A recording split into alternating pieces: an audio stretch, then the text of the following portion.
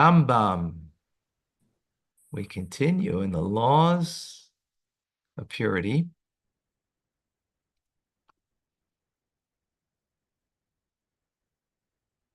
It's 10th book, where the laws of vessels.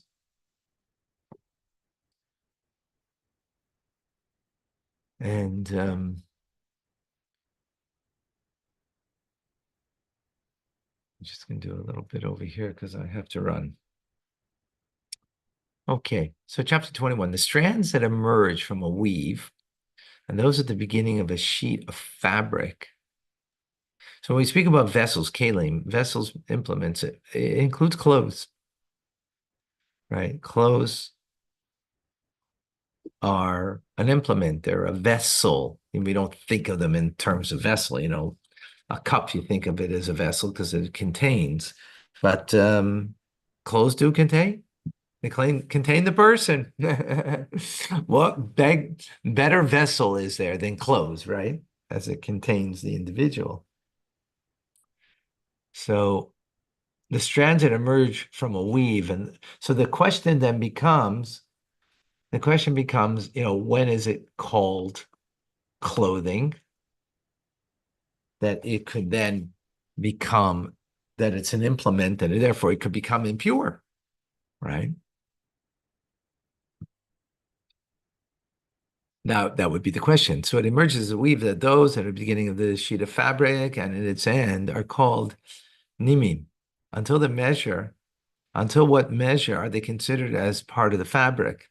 In other words, part of the fabric, but they're not yet,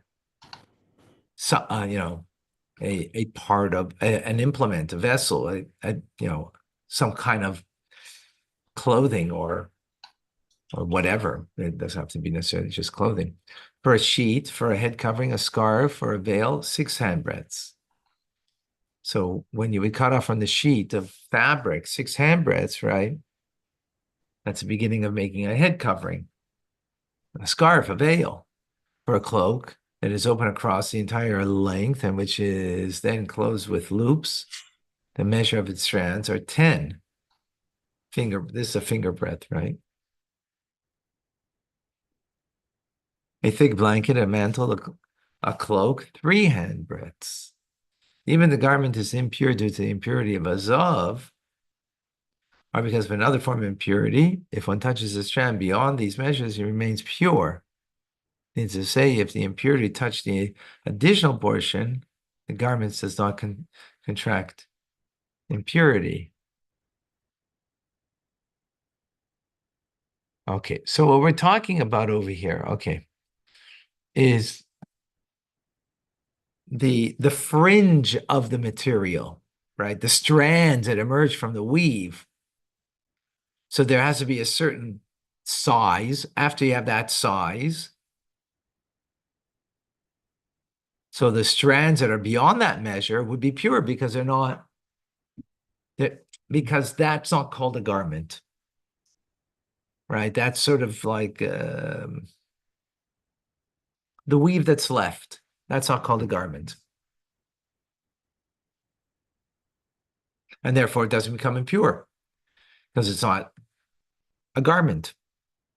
There's no minimum measure for the strands that emerge from the head coverings, the mask worn by the Arabs over their faces. Wow, for a long time they've been doing that. A belt made of goat's hair, undergarments worn by a person close to his flesh, handkerchief and a curtain placed over entrances like a drape.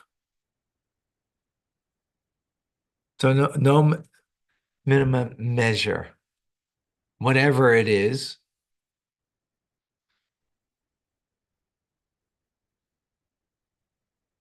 So here we're talking about so here when we spoke about a cloak, for example, 10 finger breadths. So the way I'm understanding is like for the strands, if it's more than 10, then that would be pure. Less than 10, it would be part of the cloak. Because those strands might be, I guess, are considered part of the fashion of the cloak, right? When it comes to Here, we're speaking about over here, a mask, right? A belt of goat's hair, undergarments worn. There is no minimum,